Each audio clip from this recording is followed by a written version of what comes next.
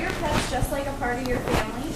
If so, I bet you feel strongly about how little is done to protect animals that have to be imposed on people who don't care about them.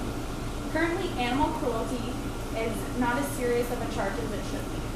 Penalties for cruelty can range from 0 to 10 years of jail time and fines depending on what state you're in and what the offense was. The only state where it is not a felony is South Dakota, whereas 20 years ago, there were only 7 states that charged animal cruelty as a felony, according to Channel3000.com.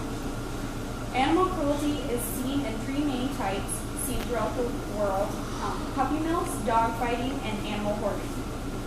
Puppy mills are large dog breeding operations that sells commercially and pays no attention to the health or well-being of the animals, only about the amount of profit being made, according to the ASPCA. Pets being produced in puppy mills are not given the same kind of consideration as pets produced in healthy breeding operations. They do not consider the quality of genetics within the puppy, which may lead to hereditary deficits. Most puppies are sold through a pet shop at the age of 8 weeks, and they are usually providing the pet shop owners with false records of lineage. Dogs raised in a puppy mill are more prone to disease and infection than those who are properly cared for. Distemper, kennel cough, and heartburn are some of the diseases that may be caught.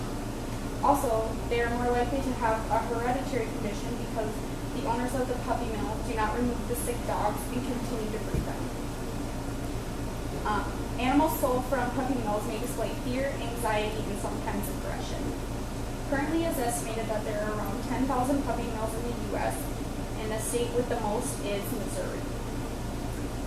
Female dogs are bred every time they are able to, with little time to recover from previous births, and then are often killed after they are no more of use. Puppy mills are a large operation, but with your help they can be minimized. By adopting animals from shelters instead of pet stores, it will force the puppy mills to reduce the cost and then to breed less puppies because they are not making profit like previously. Dog fighting is also a large issue within the animal cruelty circuit. I cannot see personally how someone could force 2 dogs to physically hurt each other.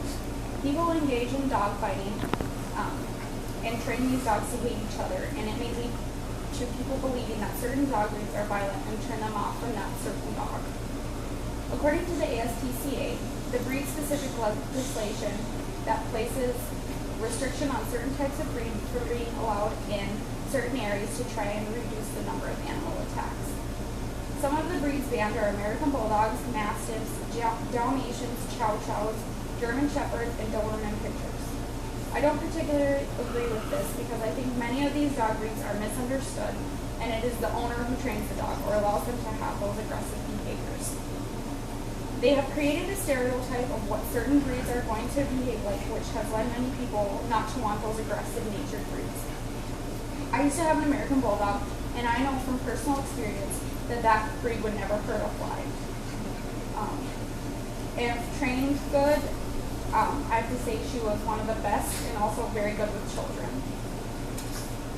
The ASPCA has done many things to try and prevent dog fighting, including training others on how to recognize the signs of dog fighting and by also raising awareness of animal cruelty. Laws have been placed to prevent the occurrence of dog fighting.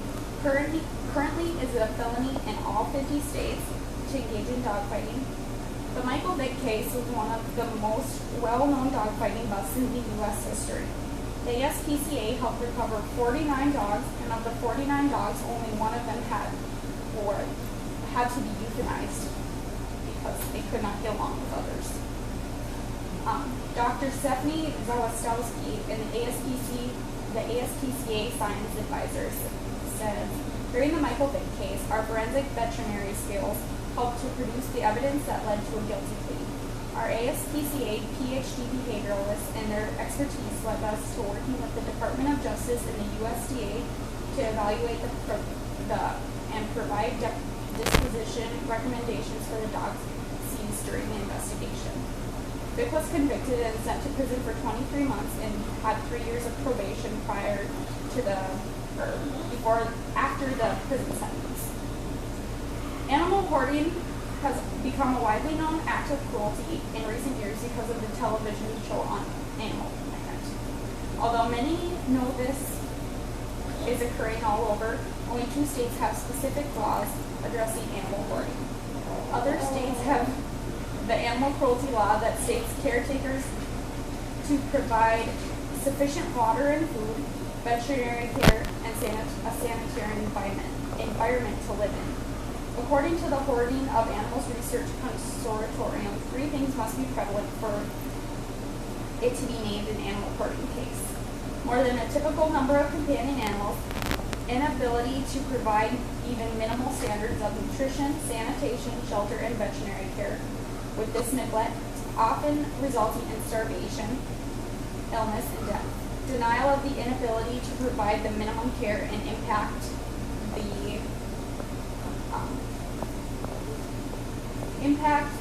may be on the animals, the household, and the people living in the home.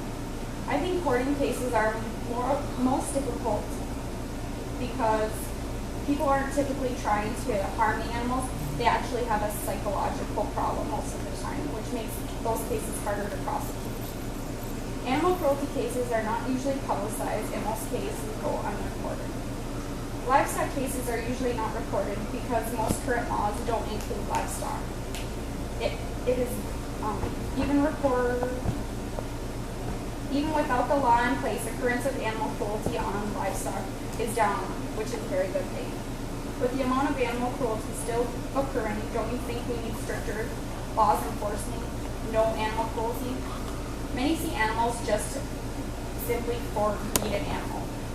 But those of us who care truly about the animals and who have had so many animals as family members see these laws as only a beginning to something that should be much better. Just one person can make a difference.